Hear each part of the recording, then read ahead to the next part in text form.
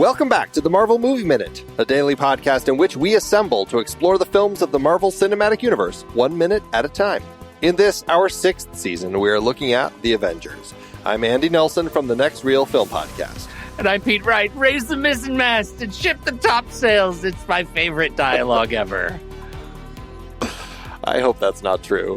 Today we're talking about Minute 55, which begins with keeping the love alive and ends with 120 million Kelvin.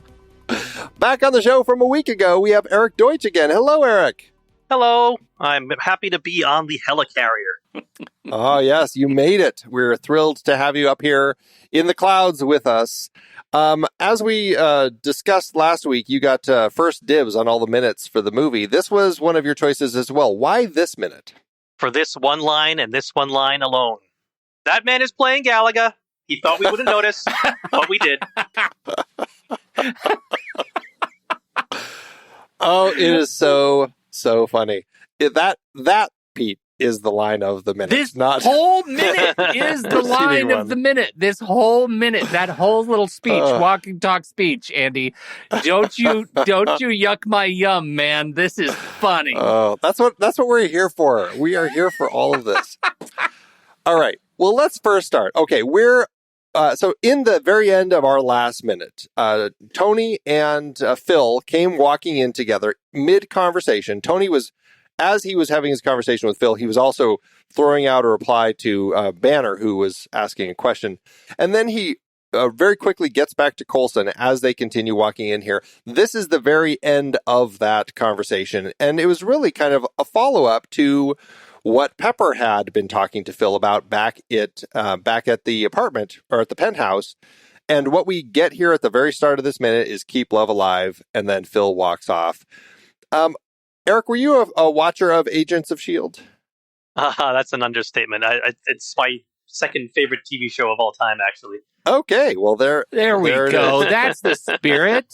Oh, God, I'm glad you're here. I hate the hate that show gets. I love that show. I will always love that show. Tell Andy why he should just shut up and watch the rest of that show. He's never even finished it. Eric, Andy, you stay over there in the corner. He's never even finished it. He never even got through the hard parts. You know, guys like us, when we grew up, what do we have? We had a season of The Flash in 1990, and we had the Adam West Batman show reruns, and that's it. And you know what else we had to suffer through? We had to suffer through Hasselhoff and Knight Rider. He was my superhero. Oh, yes. That's what, you know what? I had Coke Addict, Jan Michael Vincent, and Airwolf. That was my superhero, all right? I didn't have anything. Well, Hasselhoff ended up being Nick Fury, of course. So, yeah, I know. That's actually a good point. It is everything that I would have wanted as an 11-year-old comic book reader to be able to watch every single week. It was Marvel Comics come alive. Yeah. We had villains from the comic books. We had cool technology from the comic books. It wasn't, speaking of Knight Rider, it was not just a weekly show every week that had no continuity. There were season-long and multi-season long arcs. I think it was well acted. I love it. I don't care that I was in my 30s and 40s when it was on the air. I love the show. I think it's great. I love what they did with it. I love the little tweaks they did to comic book continuity. It was a great show. I don't really know what else to say. Yeah. No, that you win the podcast. Andy, you've already lost the podcast. I may. Who knows? It was certainly easy to put on while I was at the gym. It's one of those sorts of shows. And it just, I did hit this point where I just felt like, and it ends up being my issue with network television, is it just like there's always padding to kind of stretch it out to those 23 episodes. And so it just felt like there's a lot that they're putting in here that isn't as necessary just to get through it. So when did you stop? What season did you stop watching it? Somewhere in season 3, I believe. I mean, because seasons like 2 through 5 were the real prime. That was the prime stuff. So you kind of bailed before it really kicked in. I mean, the good stuff had already started, but there was a lot more good stuff you missed out on. All right. Well, maybe I will give it a try again. Maybe I'll give it a try. I need an excuse to get back to the gym, so there you go. So you're familiar with the cellist and this whole thing, because this is essentially a nod to, we had this conversation earlier with Pepper asking him about the cellist and all of this, how she moved back to Portland. And this is kind of the follow-up to that. Tony is he trying to muscle in on the relationship that Pepper has with Coulson? Is it just that he wants to call him Phil too?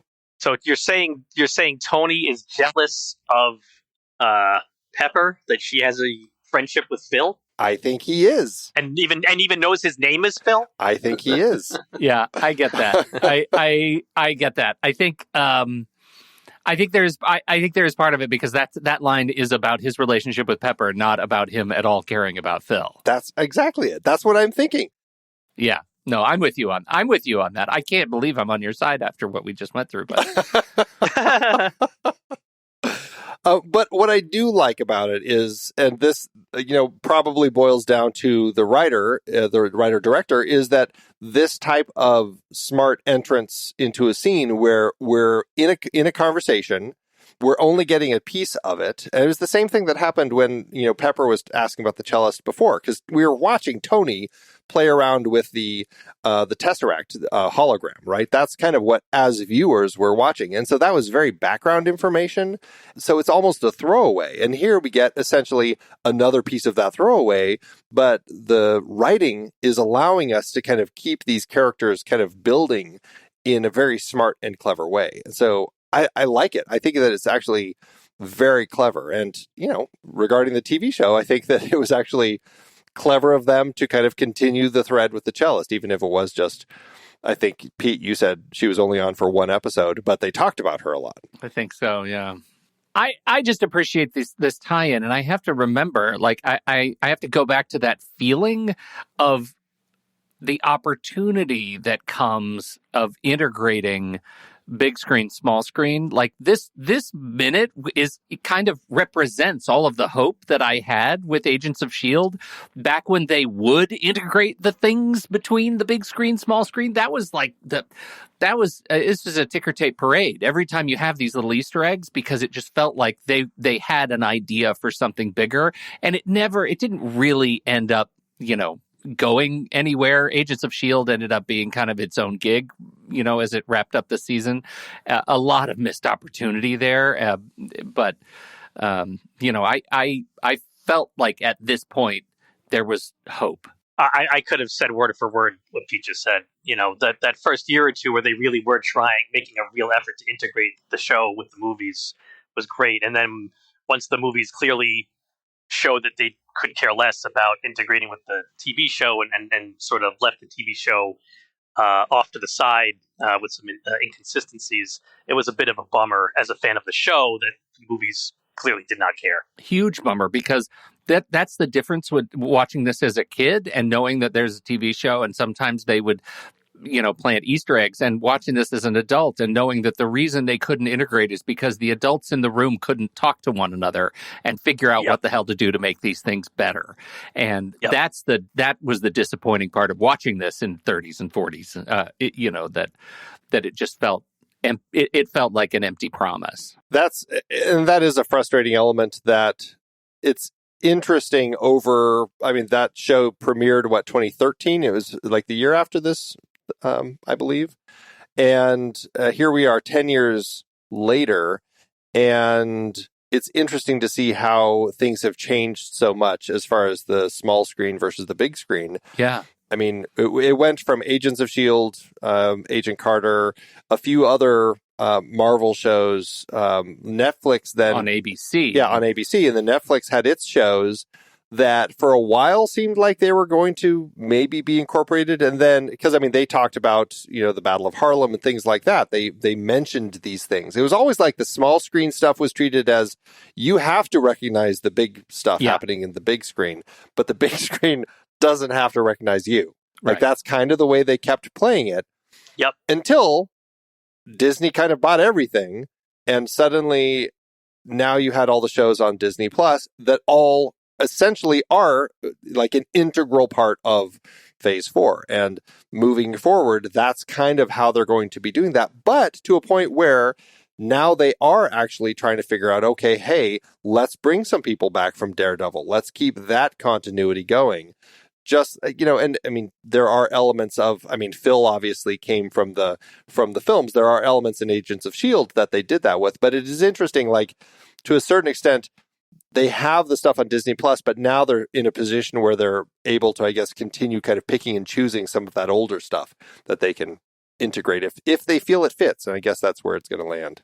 Yeah, and I, we don't need to belabor this too much, but I think this gives us really the opportunity that I think is so great, because to me there is only Charlie Cox Daredevil, right? There is only the Netflix Jessica Jones. Like, I think those were so well cast and so well performed by those actors, to my eye, that bringing Charlie Cox into Spider-Man, No Way Home or Home Again or Home Delivery No Way Home was like inspired hope. And D'Onofrio, right? There is Kingpin now. Like, this is the Kingpin. And so I feel like there's just a lot of opportunity like ahead of us still. And I really hope that they make good on those promises of integration to bring in some of what they did so well on the Netflix shows that had been, ignored and dismissed. Well, if there's one thing that's good that comes out of all this multiverse nonsense, I suppose that is it. That, they can very easily say, sure, the Netflix shows, they're in a neighboring multiverse, but to a point where, we at least have the same Daredevil, we have the same Kingpin in this multiverse. And so they can say those stories may not have taken place here, but the characters will bring over. And so, however they're going to play it, at least we're able to kind of keep some of those threads. So that makes me happy.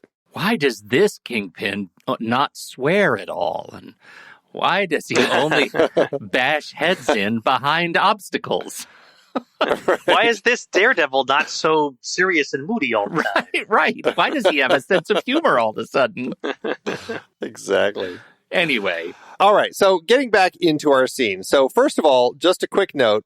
Phil takes off for some reason. He is not apparently important enough or doesn't deem the meeting important enough to be a part of the conversation, and nor does Nick Fury. And I just, as I was watching this, it did strike me. I'm like, I wonder why these, like, they don't stay around and just let the heroes have this conversation. Did either of you have any thoughts on why it's these four specifically, plus Maria? I just assumed that Nick and Phil had something else they had to do at that exact moment. And I mean, if Nick Fury trusts any two people to be his surrogate in any situation, it's Phil and Maria Hill. And so if Maria Hill's there, from his point of view, he has eyes and ears in that conversation, and she'll report back to him on exactly what happened. I have one potentially more practical reason that those two are gone, and that is because if Fury is in the room, the joke, how does Fury see these? He turns, doesn't play.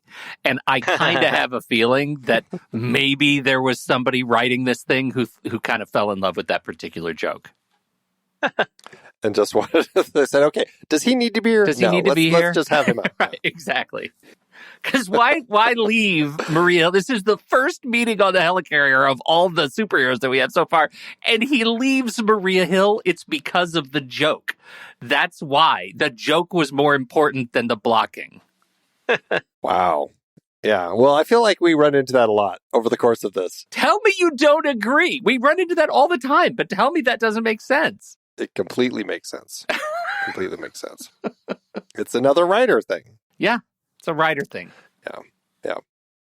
As far as Phil, it doesn't answer that question, but obviously just they just needed to thin out the people around the table for whatever reason. I feel like they're at a point, like we're at a point in the movie, we're nearly an hour in, we really want to see our team forming. And so this is really the first opportunity that we have of bringing, I mean, finally, now that Tony has walked into the room, we have 5 of our 6 members of the Avengers sitting at this table. They're all here. They're having this conversation. Like, this is the first time that we're at this point where we really are putting our team together.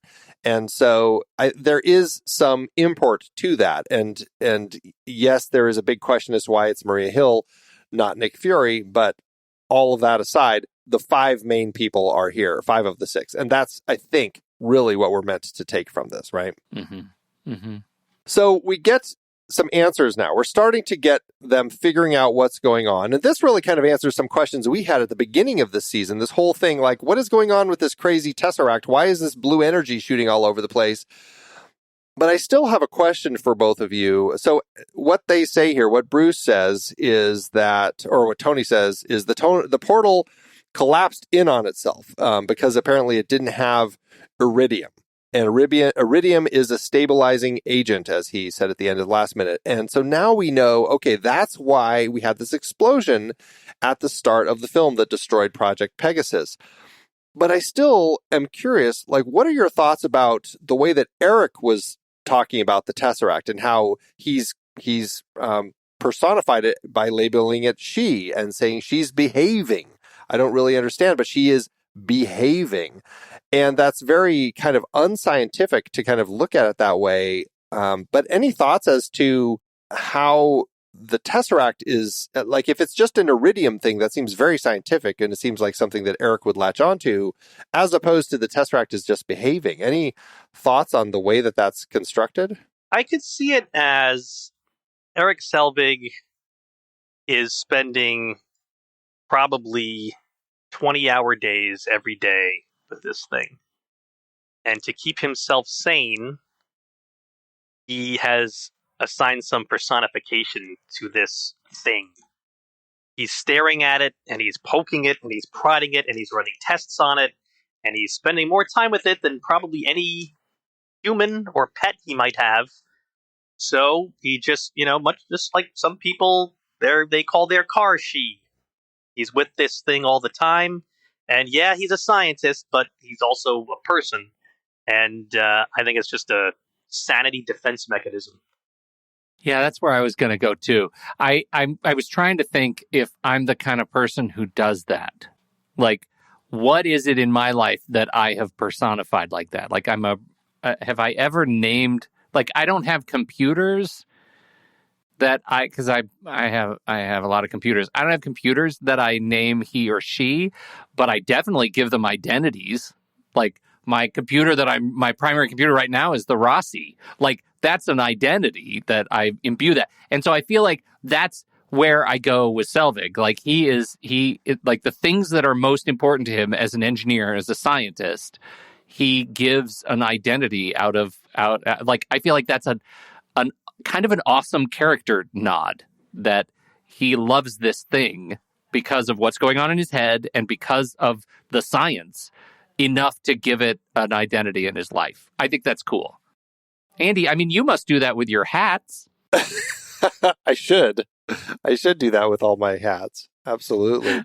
No, it's an interesting thing about Eric, for sure. And what I find fascinating about what it's kind of saying about Eric, because, I mean, there's a point in Loki's lair when Clint comes up to him and shows him a picture of the iridium and the scientist, and they're putting the plan together to go to Stuttgart to steal this iridium, right? And Eric, and I can't remember exactly what Clint says, but it's something to the effect of, if it's that important, then S.H.I.E.L.D.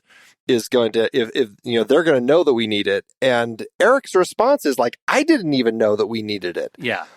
And what I think is interesting about the way that these scenes play, and I guess the way that I'm starting to construct it in my head, is that at the beginning of the film, he's misreading the Tesseract. Now, Eric is a man of science. He is very scientific. We've seen plenty of that. But he also, especially since he's been working on the Tesseract, it has kind of opened his mind.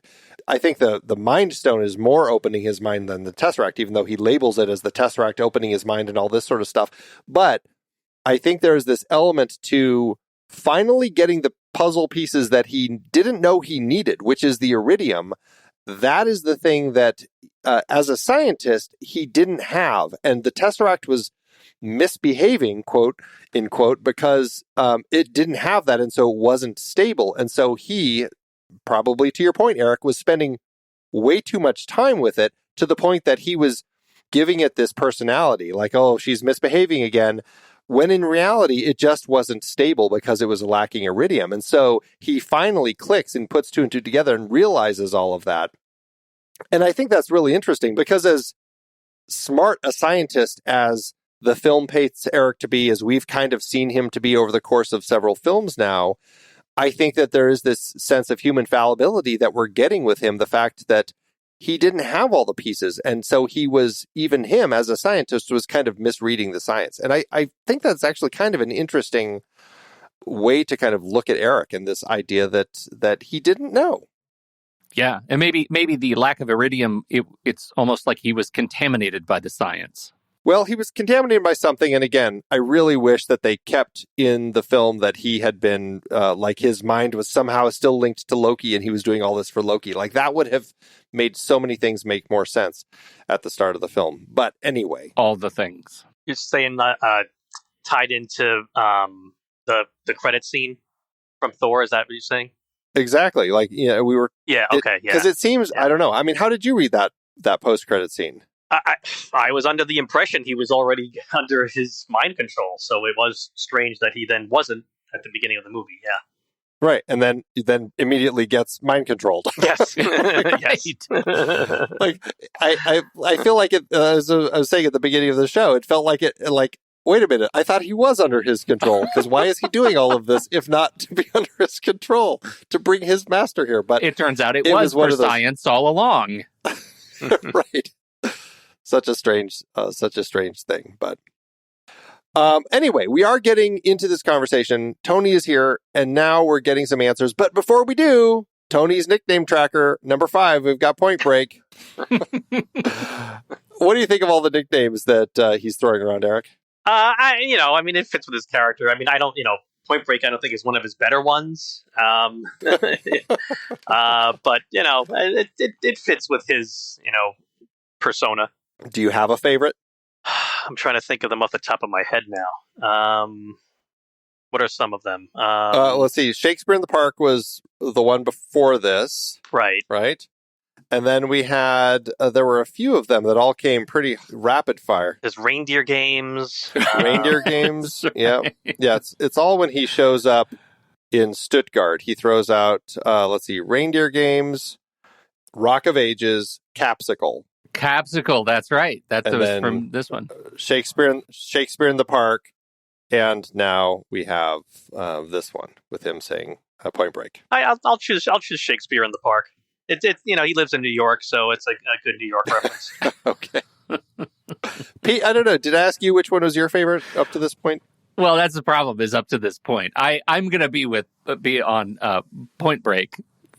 For up to this point, but spoiler, my favorite for any character that he gives any other Avenger comes in the battle at the end. Absolutely my favorite. Oh, okay.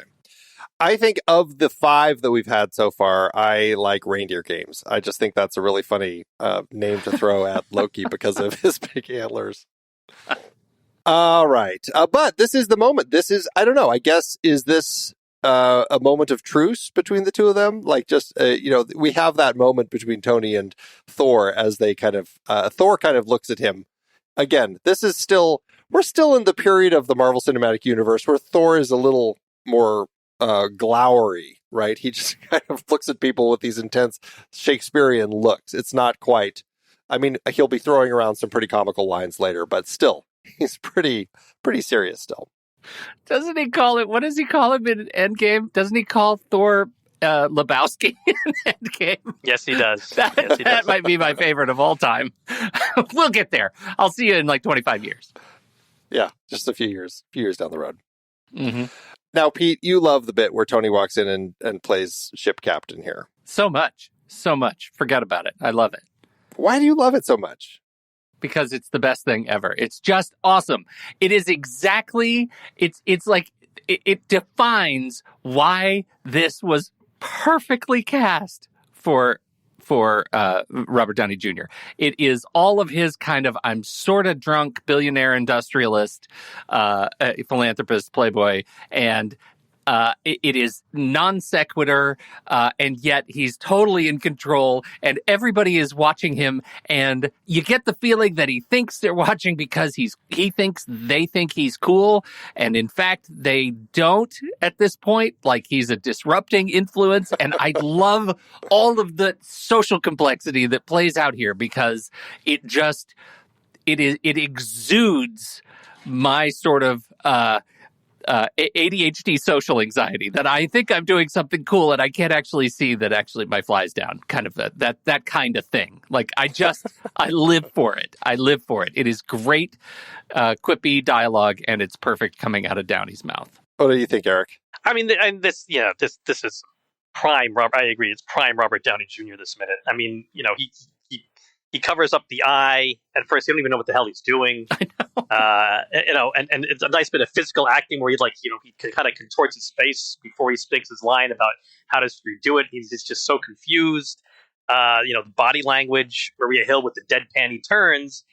And it turns out, though, really this whole thing he's doing here, the stuff with the wacky stuff about being the captain and covering his eye up, and the Galaga stuff, which is the reason I chose this minute, the whole thing is sleight of hand. Mm-hmm. It's all just to get everyone not paying attention to his hand, where he puts the tiny little bug thing under the console, because they're listening to him ramble. They think this guy is insane. He's got Maria talking about Fury turning. He's making it like he's just checking out the controls, like, this is interesting. What is all this stuff? And the whole thing is one big sleight of hand to get that little thingy there under the console. It's great. He's drunken master. I mean, I definitely agree with all of that. Maybe it's just I don't like Robert Downey Jr.'s delivery just on those specific pirate lines about raise the mizzen mast. My favorite. How are we friends? Ships. Like the Galaga bit, which he improv that bit, like that works for me. But those two lines about raise the mizzen mast, ship the topsails, they end up falling flat. And I feel like throughout the film, we talked about this, I don't know, a little while back, but like there are points when Robert Downey Jr. is, we're getting the close-up shots of his face as we're getting the HUD shots. And the way that he's delivering his lines sometimes just don't feel like the energy just feels off. Like something just doesn't feel like it's hitting quite as well as I would expect it to in those moments. And this is also one of those moments. And it's not that, singular or that single close up of his face. This is actually in the scene, but just something, the way that he's delivering it, I feel like Jon Favreau would have had a better handle on directing him through a scene like this. And I just don't feel like it plays the way that I expect it to for Robert Downey Jr. And so maybe it's just a directorial thing. Sometimes I find, because I feel this way through this film, and I'll be curious when I revisit Ultron if I feel it as well, that sometimes Downey Jr. is just not, I don't know, it's just, there's something like he doesn't feel present or something, the way that he's throwing his lines out there. See, I read that as part of the character bit that he's playing here. And I know you've shared that quibble about the stuff that's recorded inside the HUD, and I absolutely respect that. But for me, his sort of weird kind of distance and nonchalance, at least as I read it, is part of the gag. But I get it, and I also think, I mean, I think I have a greater affinity for Whedon's direction here as a comic director than you do. Probably. Am I speaking for you? Probably. I mean, I've not watched a ton of his stuff. And so I just don't. So I never jived with it as much as you did. Yeah. The fact that I said jive probably puts me in a whole other circle. I was just going to say, we've watched all different stuff. All different stuff. Yeah. Yeah, indeed. Yeah, but Andy's whole opinion on TV shows is called into question by him not liking Agents of S.H.I.E.L.D., so, Already broken. Yeah, right. Already broken. Yeah. All right, Galaga. Now, my first question with Galaga is, what do you think Steve thinks Tony is talking about? I don't think he has no clue. They even show him turn around and look like, huh? What? He has no idea what he's talking about. I think that may be my favorite shot of this whole conversation when it cuts to Steve and he's like looking around like, what? That is a very funny reaction shot that works really well for me. But now I want to talk about Maria Hill because I don't know, Eric, have you watched all of the kind of extended and deleted scenes from this film? Probably at some point, but I don't think I remember them. There's a line of story following Maria Hill. The film would have started with her being questioned by the World Security Council about everything that had happened. And it was like, it would have taken place 2 days after the Battle of New York. And she would have been, she talks about Fury. She really did not like Nick Fury. She did not like that he brought the Avengers in. She was very negative. And then over the course of the story, the film, you see more of these scenes of her as she's kind of going through her interrogation until at the end of the film. She has this change of heart. She realizes, you know what, I think that he actually was right. And that's kind of her character arc over the course of the film that we're seeing through these these little scenes of her being questioned. And so the way that the film plays when you know all of that is that Maria Hill really is not happy with Nick Fury. She doesn't like how he's running things.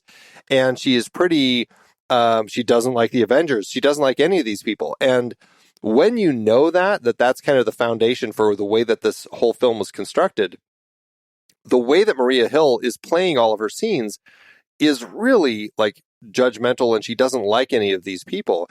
And so, you know, as we have been watching the film minute by minute, every time Maria Hill's in a scene, we're always looking, how is she reacting in this scene with Nick Fury? Are we seeing that element of it? Otherwise, how is it playing since we don't get any of that? And I guess that's my question here. How does Maria Hill play here? Does it seem like she doesn't like that these people are here and she's having to babysit them? Or does it really just end up playing like she just doesn't like Tony? This is fascinating to hear this because I did not know this. And I did stand out to me her reaction shots in this minute.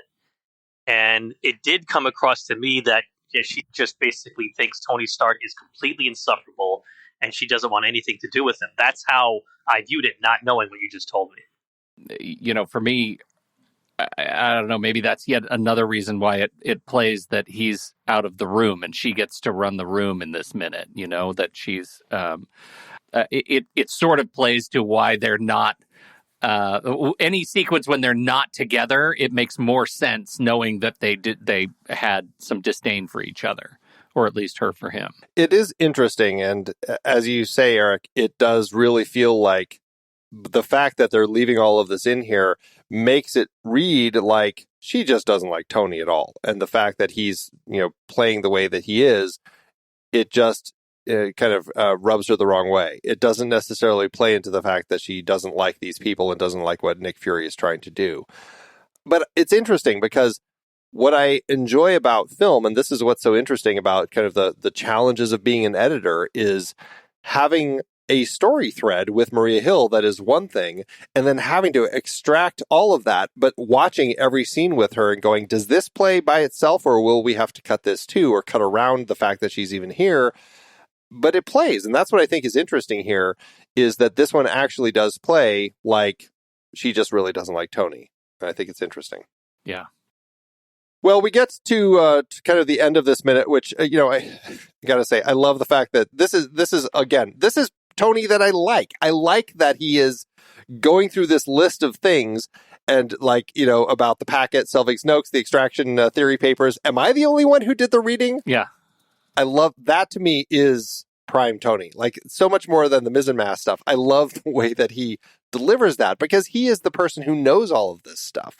And this is also the point where he and Banner recognize that with each other as they start. We only get the beginning of it, but we're getting that point where the two of them are starting to kind of nerd out with each other. And I kind of love that happens here.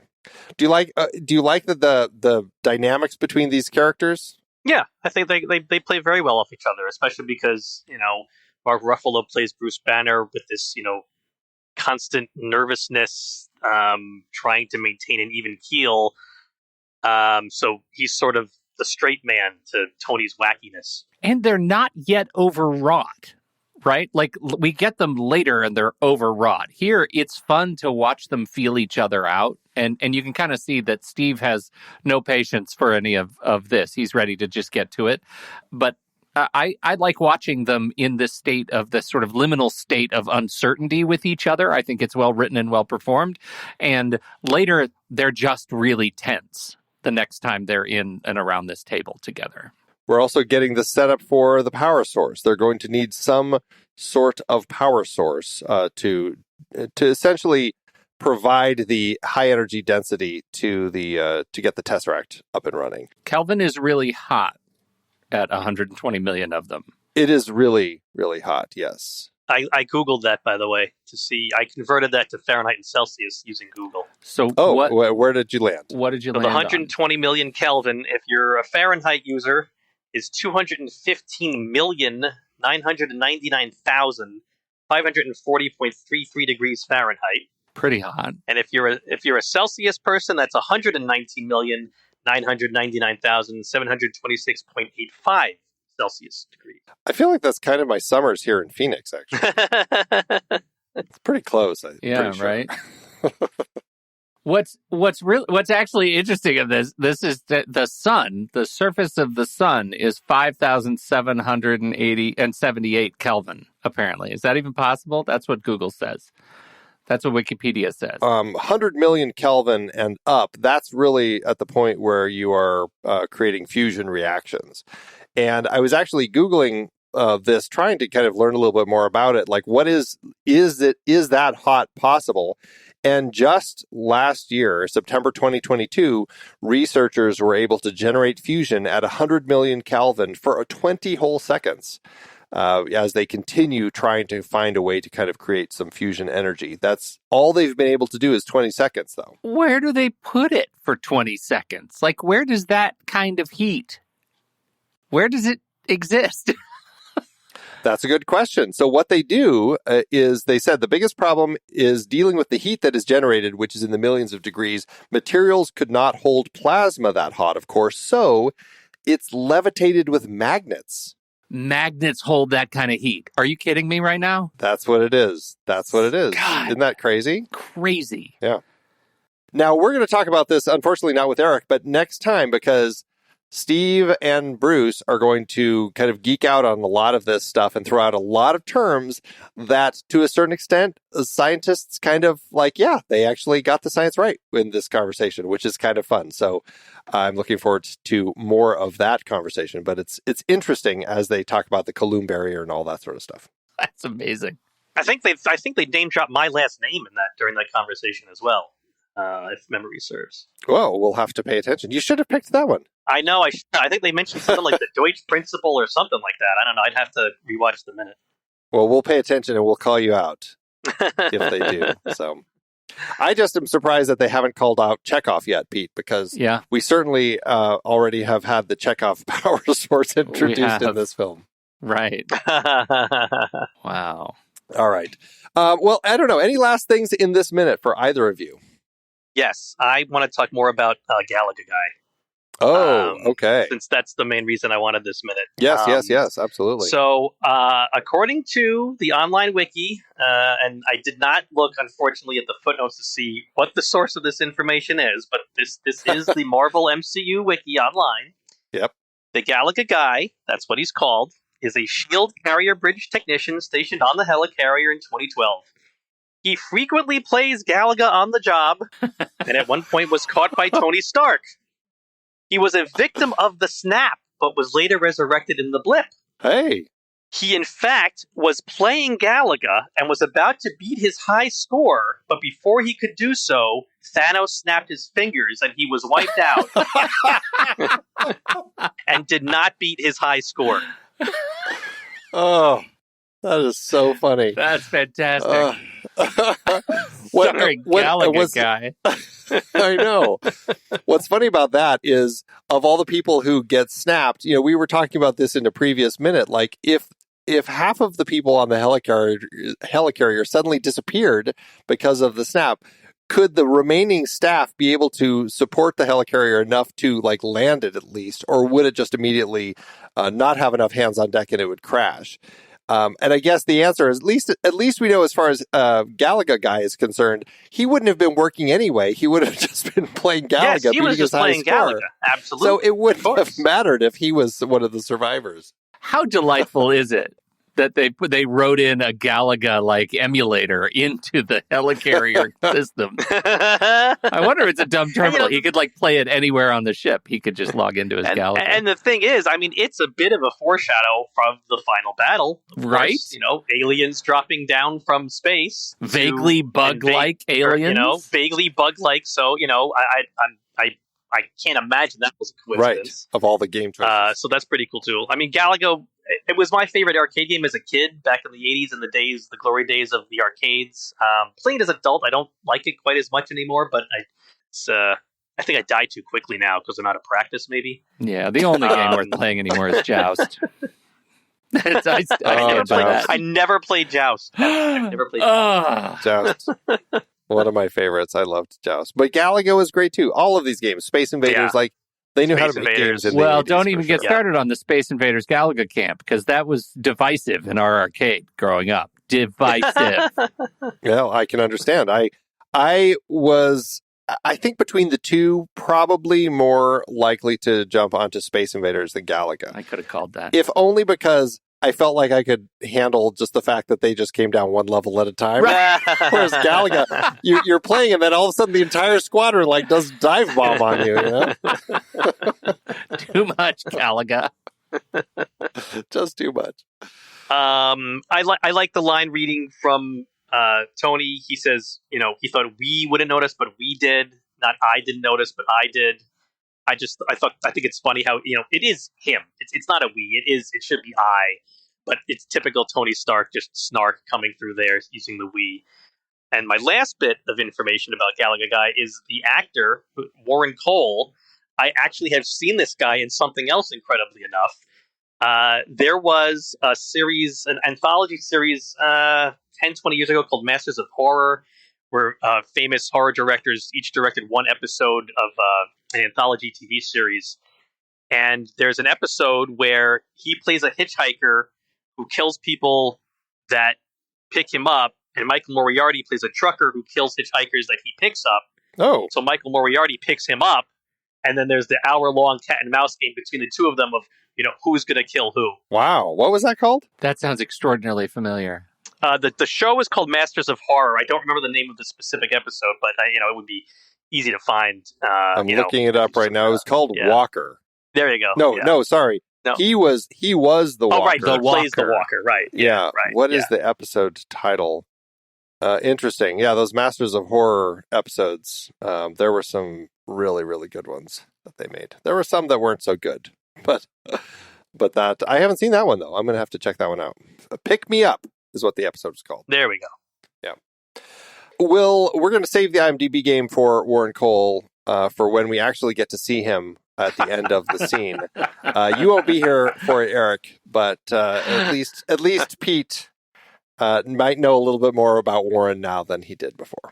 Well, I'll certainly have seen this episode because I'm going to watch it. It sounds so familiar. I feel like I might have seen it. Like that whole setup sounds so familiar to me. I'm going to have to find it. Mick Garris directed it. Fantastic horror director. So, all right. Well, let's wrap things up for today here on Minute 55. Eric, tell everybody again about your shows and where they can tune into those. So, my current newest project is I'm co-hosting the Color Minutes of a show that is going through Memento, one scene at a time. It's part of a larger podcast by Bubba Wheat, which is called It's Time to Rewind, where he goes to different movies that involve time travel or time loops. And the current season he's doing is Memento, so I'm co-hosting all of the color scenes for that. And in the past, I was the co-host for Escape from New York Minute and Flash Gordon Minute, and all these shows are on all your favorite podcatchers. Fantastic. We'll have links to those in the show notes, everybody. Check those out. If you don't see the show notes in your podcatcher, just go to our website, marvelmovieminute.com, where you can find them there. You can also learn about our membership, where you can get early access to your episodes. You can get hiatus episodes, episodes with no ads, all that good stuff. So check that out. And that's it for today. We'll be back next week with new guests. Should be fun. Eric, thanks again so much. And Pete, thanks as always. Andy, I found Coulson. Next week, I'll show you. Great. Until next time, true believers.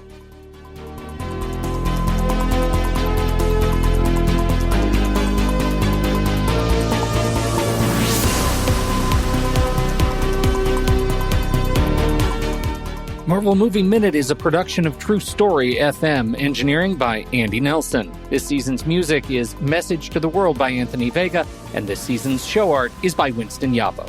Find the show at truestory.fm. If your podcast app allows ratings and reviews, please consider doing that for our show.